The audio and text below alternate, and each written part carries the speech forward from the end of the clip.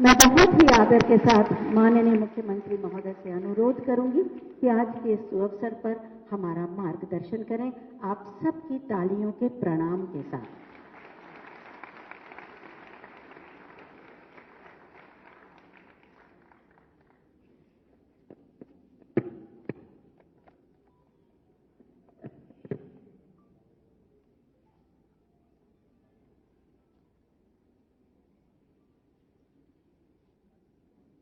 National climate conclave 2023 के आज के उद्घाटन कार्यक्रम में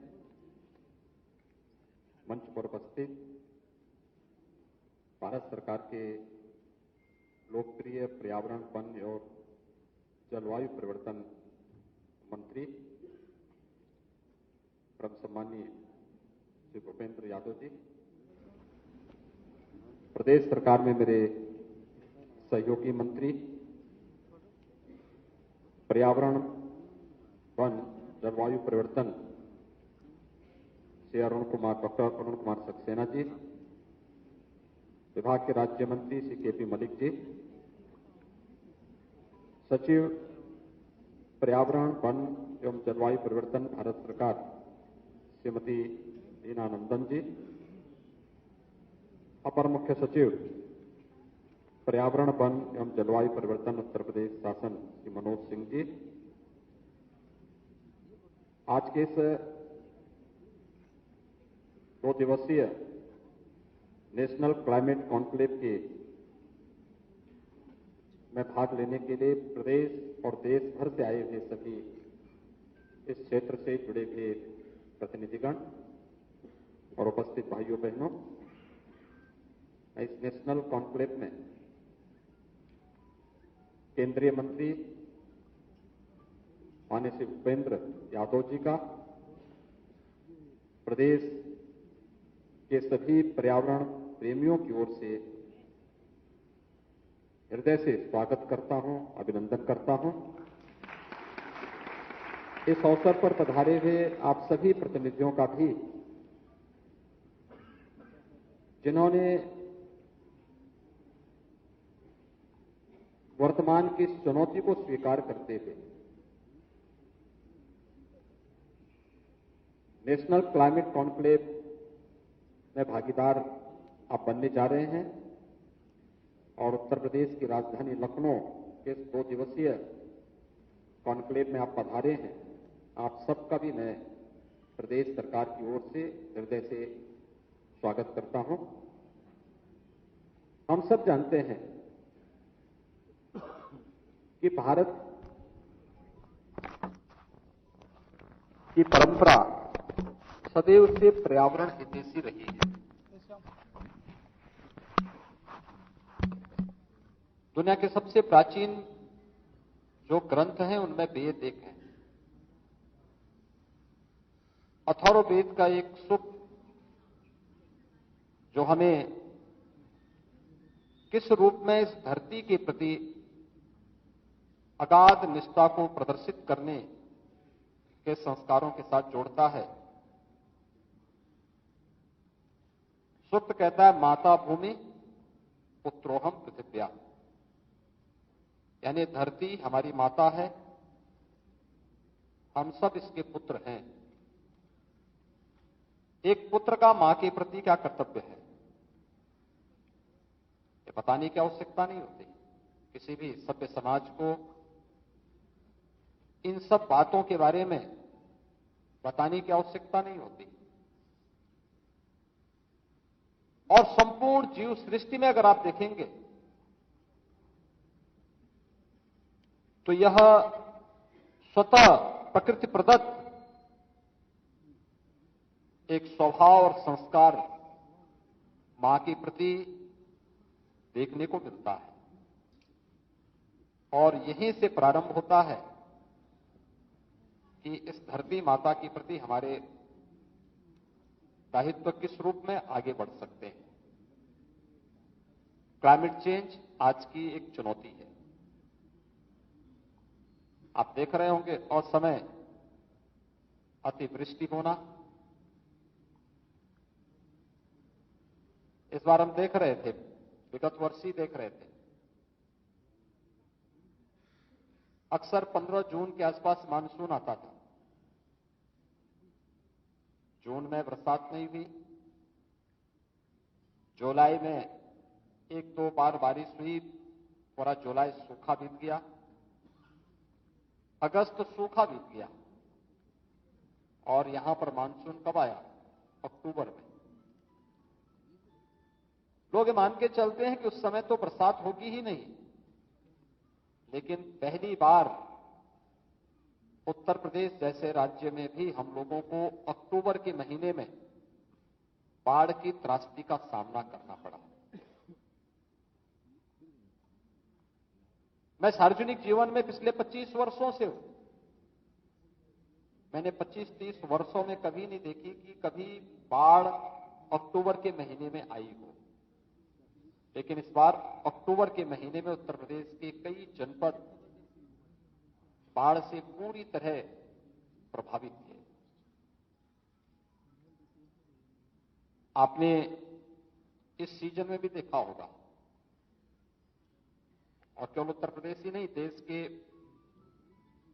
तमाम राज्यों में वर्तमान की जो बारिश हो रही है, नवंबर में बारिश नहीं, दिसंबर में नहीं, जनवरी में नहीं, फरवरी में भी नहीं, मार्च के अंत से शुरू हुआ है इस साइकिल, और अभी भी तमाम राज्यों से प्रभावित है। यानी जब किसान को पानी की आवश्यकता है उस समय बरसात नहीं है, लेकिन जब किसान अपनी मेहनत से अपनी फसल को तैयार करके उसे काटने के लिए जाता है, तब असमय अतिवृष्टि या ओलावृष्टि से उसकी पूरी मेहनत में पानी फिर जाता है। कहीं ना कहीं यह क्लाइमेट चेंज के उन दुष्प्रभावों की ओर हम सबका ध्यान आकर्षित करता है, जो अपने स्वार्थ के लिए मनुष्य ने अतिदोहित करके पर्यावरण के साथ खिलवाड़ किया है, और आज उन दुष्परिणामों के भुक्तभोगी भी हम बन रहे हैं। लेकिन इसी चुनौती के बीच में रास्ता भी निकालना होगा, और हम सब के लिए यह अत्यंत गौरव का विषय है कि दुनिया को इस दिशा में भारत आज लीड कर रहा है। भारत उसे एक नेतृत्व दे रहा है प्रधानमंत्री मोदी जी के नेतृत्व में। दुनिया के अंदर जहां कहीं भी इन मुद्दों पे चर्चा हो रही है,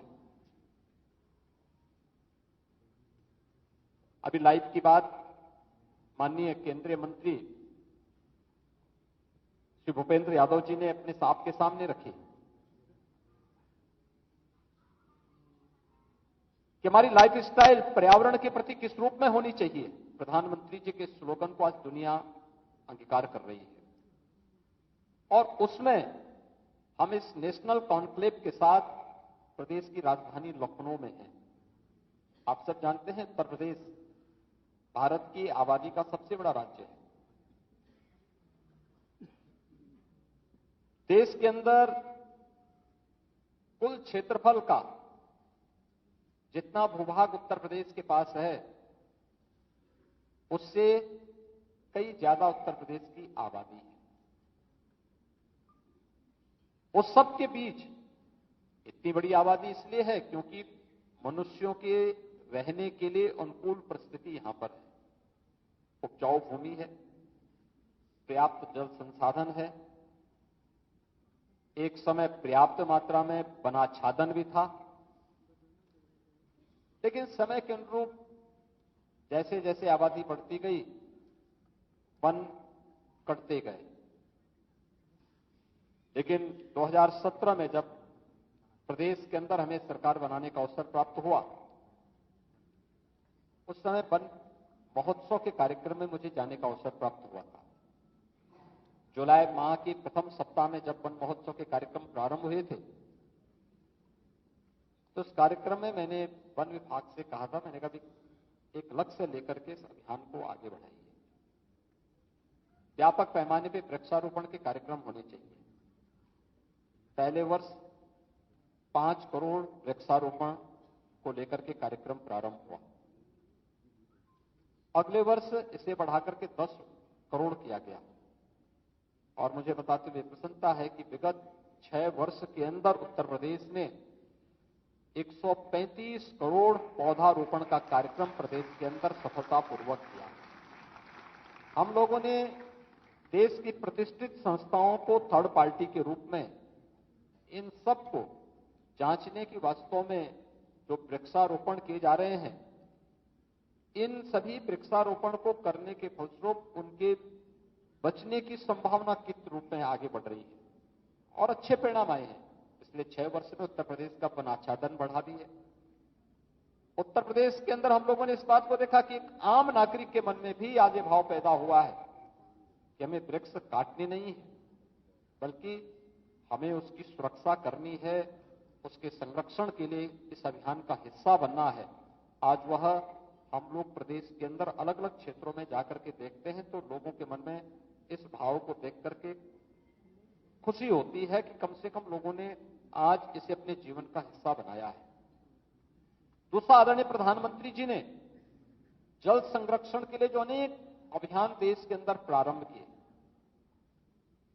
आजादी के अमृत महोत्सव कार्यक्रम में हर ग्राम पंचायत को और हर जनपद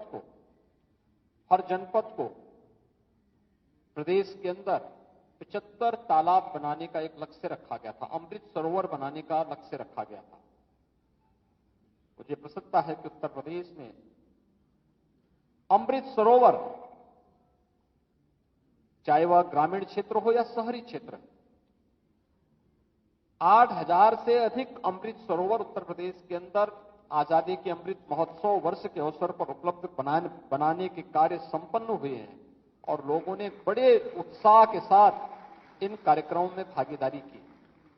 वन विभाग ने भी जल संरक्षण के लिए अनेक कार्यक्रम प्रारंभ किए, जिसमें अमृत सरोवरों के निर्माण के साथ साथ सरोवर के तटवर्ती क्षेत्रों में व्यापक पैमाने पर वृक्षारोपण के कार्यक्रम को आगे बढ़ाना।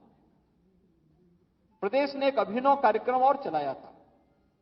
अक्सर होता था और मैं अक्सर इस बात को बोलता भी हूं कि पूर्वज हमारे कितने दूरदृष्टा थे। कहीं भी कोई अच्छी फलदार वृक्ष लगाते थे, सच था कि उस वृक्ष को बड़ा होने में और फलने फूलने में उसको समय लगता था, लेकिन सैकड़ों वर्षों के बाद भी वह वृक्ष आज भी फल देते हैं। मैं इस बात को देखता हूं, हमारे यहां गोरखपुर में गोरखनाथ मंदिर प्रांगण में एक आम का वृक्ष है, आज भी फल देता है। आप जब कभी बद्रीनाथ धाम गए होंगे, बद्रीनाथ धाम के जो सिद्ध योगी हैं वह योगी सुंदरनाथ जी। 1907 में योगी सुंदरनाथ जी गोरखपुर में उस वृक्ष के नीचे, उस समय गोरखपीठ में सिद्ध योगी योगीराज बाबा गंभीरनाथ जी हुआ करते थे। इन दोनों के बीच में संवाद होता है। वह वृक्ष आज भी उसका गवाह है। भारत सेवाश्रम संघ भारत के अंदर अध्यात्म और क्रांति का एक ऐसा पवित्र संगठन, आध्यात्मिक चेतना से उत्प्रोत एक ऐसी संस्था जिसके संस्थापक स्वामी प्रणवानंद जी थे। 1912 में उसी आम के वृक्ष के नीचे योगीराज बाबा गंभीरनाथ जी से स्वामी प्रणवानंद जी ने दीक्षा ली थी। ये वही वृक्ष आज भी उसी जीवंतता के साथ, अभी मैं परसों गोरखपुर में था, मुझे उस वृक्ष के नीचे फिर जाने का अवसर प्राप्त हुआ था। उसकी दिव्यता और उसकी भव्यता आज भी देखते हुए बनती है। तो मैं जब भी उसको देखता था, एक आकर्षण वह वृक्ष के ऊपर और उसके आसपास के वातावरण में देखने को मिलता था।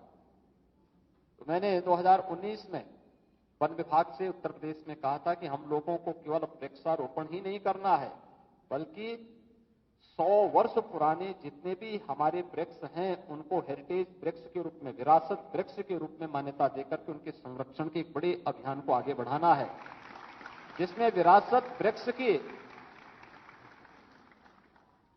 दूसरा जो संस्करण है उसका लोकार्पण अभी माननीय केंद्रीय मंत्री जी के कर कमलों से यहां पे संपन्न हुआ। हम सब भी अपने आसपास के वातावरण में उन कहानियों के साथ जुड़ करके, उसके साथ जुड़ी हुई उन आध्यात्मिक और ऐतिहासिक पृष्ठभूमि को उसके साथ जोड़ करके उस विरासत की परंपरा को आगे बढ़ाने में योगदान दे सकते हैं। रहे होंगे बहुत सारे वृक्ष ऐसे रहे होंगे जिनके नीचे बैठ करके देश के क्रांतिकारियों ने देश की आजादी की रणनीति तय की होगी।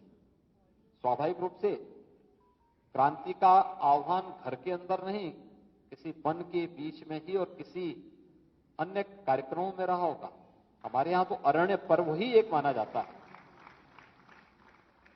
ये सभी कार्यक्रम आध्यात्मिक विरासत के कार्यक्रम हो या फिर क्रांति के कार्यक्रम, ये तो वनों के बीच में ही और वृक्षों के बीच में ही संयोजित किए जाते हैं।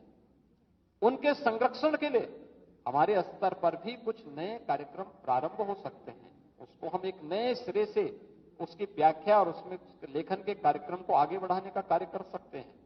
और जो एक अभिनव प्रयास प्रारंभ हुए हैं, यह अत्यंत आवश्यकता आज के दिन पर है। प्रदेश में विगत 6 वर्ष के अंदर आदरणीय प्रधानमंत्री जी के मार्गदर्शन में प्रदेश सरकार ने अनेक कदम उठाए हैं। एक और विकास आज की आवश्यकता है, उसको ध्यान में रख करके जहां कार्यक्रम प्रारंभ हुए, लेकिन साथ साथ पर्यावरण और प्रकृति के प्रति भी अपने उत्तरदायित्वों से हम मुक्त नहीं हो सकते, उसको भी इसके साथ जोड़ने का कार्यक्रम आगे बढ़ा है। उत्तर प्रदेश पब्लिक ट्रांसपोर्ट के मामले में मेट्रो को सर्वाधिक सिटी के अंदर संचालित करने वाला राज्य है। आज डीजल और पेट्रोल से चलने वाले वाहनों की जगह एक भारत सरकार की तर्ज पर स्क्रैप पॉलिसी उत्तर प्रदेश सरकार ने घोषित की है और बहुत शीघ्र 15 वर्ष पुराने कोई भी वाहन उत्तर प्रदेश की सड़कों पे नहीं चलेंगे। इस कार्यक्रम को जहां लेकर के उत्तर प्रदेश सरकार चल रही है, वहीं इलेक्ट्रिक व्हीकल की अपनी पॉलिसी के साथ डीजल और पेट्रोल के वाहनों को धीरे धीरे करके सड़कों से बाहर करना, और हम लोग भी इस कार्यक्रम के साथ इलेक्ट्रिक व्हीकल को या फिर ग्रीन एनर्जी को प्रमोट करने के लिए, जो अभी बताया गया कि इथेनॉल उत्पादन करने वाला उत्तर प्रदेश आज देश के अंदर नंबर 1 राज्य है जो सर्वाधिक इथेनॉल का उत्पादन कर रहा है, यह भी आज उत्तर प्रदेश के अंदर हो रहा है।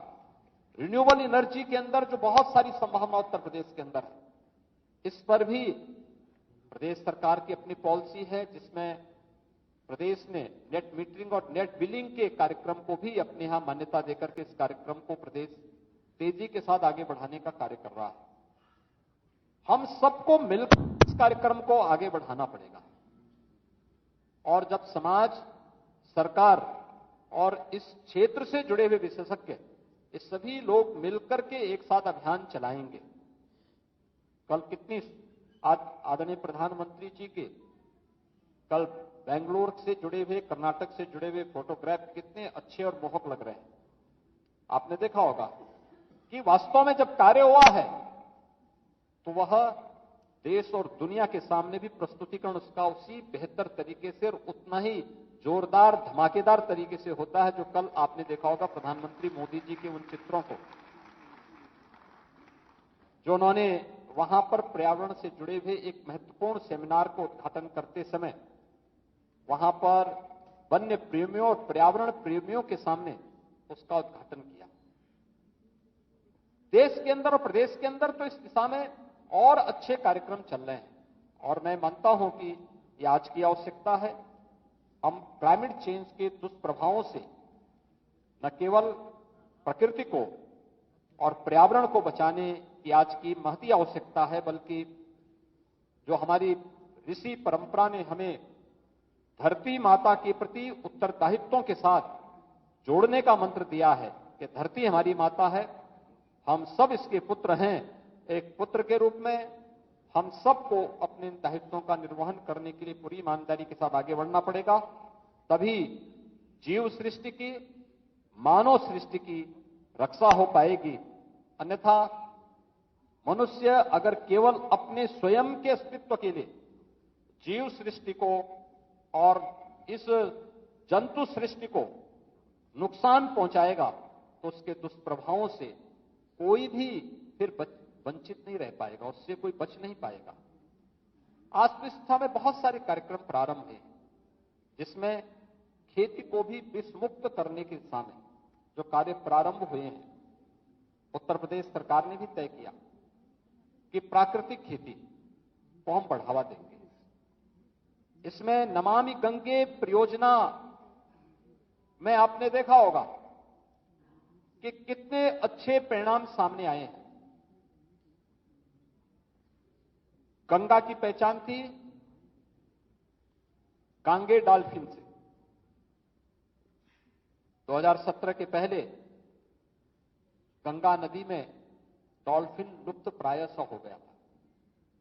आज आप देख सकते हैं कि फिर से आपको प्रयागराज से लेकर के मिर्जापुर के बीच में, वाराणसी से लेकर के बक्सर के बीच में फिर से कांगे डॉल्फिन देखने को मिलेंगे। कानपुर में 14 करोड़ लीटर सीवर गंगा नदी में उड़ाया जाता था। आज एक भी बूंद सीवर गंगा नदी में कानपुर में नहीं गिरती। तेजी के साथ नदी को किसी भी प्रकार के प्रदूषण से मुक्त करने के कार्यक्रम प्रदेश के अंदर लागू किए गए हैं। नमामि गंगे परियोजना के परिणाम आज हम सबके सामने आने प्रारंभ हुए हैं। केंद्र और राज्य सरकार जब मिलकर के इन कार्यक्रमों को आगे बढ़ा रही है और इस क्षेत्र से जुड़े हुए विशेषज्ञ भी जब इन कार्यक्रमों के साथ जुड़ेंगे, तो उस परिणामों को किसी बड़े आयोजन के साथ जोड़ने में और भी आनंद की अनुभूति होती है। और 2019 का उत्तर प्रदेश का प्रयागराज कुंभ सफलता की जिन ऊंचाइयों को प्राप्त किया था, उसके पीछे नमामि गंगे परियोजना की सफलता थी।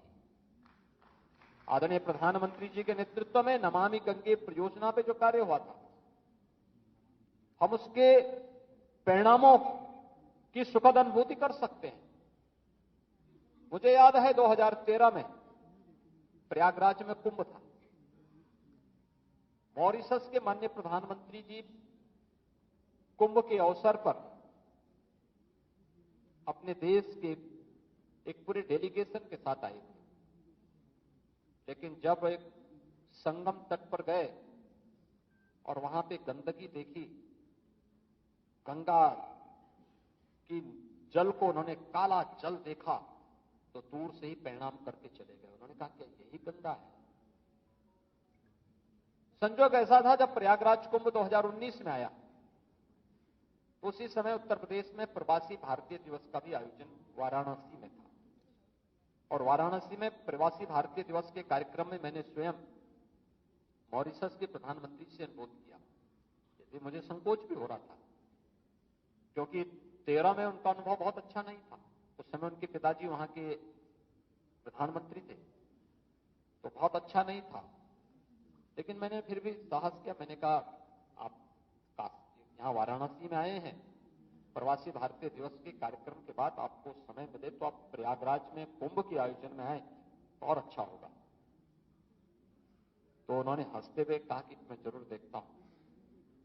और वह मेरे आग्रह पर प्रयागराज आए। 400 लोगों का डेलीगेशन था। हमने वहां स्नान करने के लिए आग्रह नहीं किया, लेकिन जब इस संगम पर आए, उन्होंने वहां पे लाखों लोगों को स्नान करते हुए देखा, तो उन्होंने कहा, क्या मैं भी स्नान कर सकता हूं? मैंने कहा, आप आए हैं, अगर आपको लगता है कि ये संगम स्नान करने लायक है तो अच्छा होगा। और उनके साथ 400 लोगों का डेलीगेशन था। उन्होंने अपने परिवार के साथ सभी जितने भी मॉरिशस से आए हुए लोग थे, सबने संगम में डुबकी लगाई और जल भर भर करके मॉरिशस लेकर के गए। ये दिखता है कि परिणाम आने में देर नहीं लगती, थोड़ा प्रयास करने की आवश्यकता होती है, और उस प्रयास में हम भी भागीदार बन सकते हैं। प्रकृति के प्रति, पर्यावरण के प्रति अपने उत्तरदायित्वों का निर्वहन करके हम अथर्ववेद के उस सूक्त को, जो हमें इस धरती माता के प्रति, अपने कर्तव्यों के प्रति आग्रही बनाती है, उस उत्तरदायित्वों में हम भी खरा उतर सकते हैं। और इसीलिए उत्तर प्रदेश सरकार ने भी तय किया है कि आदरणीय प्रधानमंत्री जी ने नेशनल फार्मिंग की जब बात की तो गौ आधारित खेती के लिए गौ माता की भी रक्षा होगी, साथ साथ विष मुक्त खेती भी हम लोग देने में सफल होंगे। और विष मुक्त खेती के लिए ही इस कार्यक्रम को आगे बढ़ाने के लिए गंगा के तटवर्ती सभी 27 जनपदों में और बुंदेलखंड को प्राकृतिक खेती के लिए एक स्पेशल इंसेंटिव देकर के उत्तर प्रदेश सरकार इस कार्यक्रम को आगे लेकर के चल रही है। और मुझे बताते हुए प्रसन्नता है कि आज उत्तर प्रदेश के अंदर जैविक खेती और प्राकृतिक खेती, इन दोनों प्रकार की खेती को 1,30,000 हेक्टेयर भूमि में हम जैविक और प्राकृतिक खेती के कार्यक्रम को लागू कर चुके हैं और तेजी के साथ इन कार्यक्रमों को आगे बढ़ाने का कार्य भी किया जा रहा है। अभी से हम लोगों ने तय किया है कि इस वर्ष फिर उत्तर प्रदेश सरकार वन विभाग को नोडल विभाग बनाते हुए, क्योंकि यहां पे केवल एक नोडल विभाग वन विभाग होता है लेकिन सभी अन्य विभाग इसमें सहभागी बनते हैं। 35 करोड़ वृक्षारोपण के कार्यक्रम को लेकर के फिर हम लोग जुलाई प्रथम सप्ताह में प्रदेश के अलग अलग जनपदों में एक बृहद अभियान को आगे बढ़ाएंगे। 35 करोड़ वृक्षारोपण एक साथ एक दिन में जुलाई प्रथम सप्ताह में उत्तर प्रदेश के अंदर होगा। उसकी तैयारियां अभी से होने लग गई हैं।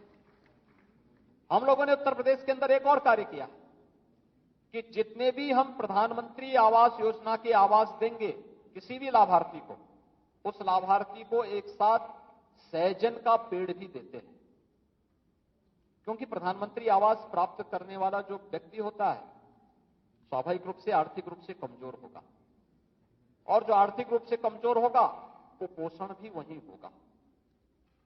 तो हम लोगों ने सहजन का एक एक पेड़ प्रत्येक आवास के सामने उन्हें उपलब्ध करवाने का कार्य किया। और पेड़ लगाने के साथ जब अब पेड़ बड़ा होता है तो जो फली देती है, सहजन की जो फली होती है वह अपने आप में प्रोटीन से युक्त होती है। साल में 2 बार फली देगी, परिवार के लिए पर्याप्त मात्रा में सब्जी भी मिलती है और उसके सूप को पीने से भी उसके काफी उस परिवार को एक नई मजबूती भी प्राप्त होती है। साथ साथ हर कुपोषित परिवार को हम लोग निराश्रित गो आश्रय स्थल से एक एक ब्याई हुई गाय भी उपलब्ध करवाते हैं। बहुत अच्छे परिणाम उसके आ रहे हैं। एक एक गाय भी उपलब्ध कराते हैं। 900 रुपये हर महीने उस गाय के लालन पालन के लिए भी उस परिवार को उपलब्ध करवाते हैं। तो गाय की भी रक्षा होती है, साथ साथ परिवार कुपोषण से मुक्त भी होता है। ये कार्यक्रम निरंतर आगे बढ़ रहे हैं और इस बार फिर से वन विभाग, उत्तर प्रदेश शासन के विभिन्न विभागों के सहयोग से 35 करोड़ के अपने लक्ष्य को प्राप्त करने की दिशा में अभी से नर्सरी तैयार हो रही हैं। उन्हें अलग अलग स्थानों पर जून के अंत तक पहुंचाने के साथ ही जुलाई के प्रथम सप्ताह में वन महोत्सव के अवसर पर व्यापक पैमाने पर वृक्षारोपण के कार्यक्रम आगे बढ़ेंगे। 2 दिवसीय इस नेशनल क्लाइमेट कॉन्क्लेव में देश के अलग अलग क्षेत्रों से आप सभी विशेषज्ञ यहां पर आए हैं। मुझे पूरा विश्वास है कि यह नेशनल कॉन्क्लेव आदरणीय प्रधानमंत्री जी के मंशा के अनुरूप एक निष्कर्ष पर पहुंच करके प्रत्येक देशवासी को पर्यावरण के प्रति, अपने कर्तव्यों के प्रति जागरूक करने में सफल होगा। इस 2 दिवसीय कॉन्क्लेव के उद्घाटन के अवसर पर मैं एक बार फिर से केंद्रीय मंत्री माननीय श्री भूपेंद्र यादव जी का और आप सभी प्रतिनिधियों का मैं उत्तर प्रदेश की राजधानी लखनऊ आगमन पर हृदय से स्वागत करता हूं, अभिनंदन करता हूं। धन्यवाद। जय हिंद। तो आज आम जनता और युवा पीएम मोदी से अडानी मामले को लेकर सवाल पूछ रहे हैं कि अडानी ने अब तक बीजेपी को कितने करोड़ रुपए का फंड दिया है। तो वहीं विदेशी दौरों के बाद अडानी को कितने ठेके मिले हैं और जिले के युवाओं को, आमजनों को भी सूत्र बताया जाए कि आखिर दुनिया में 109वें स्थान से एक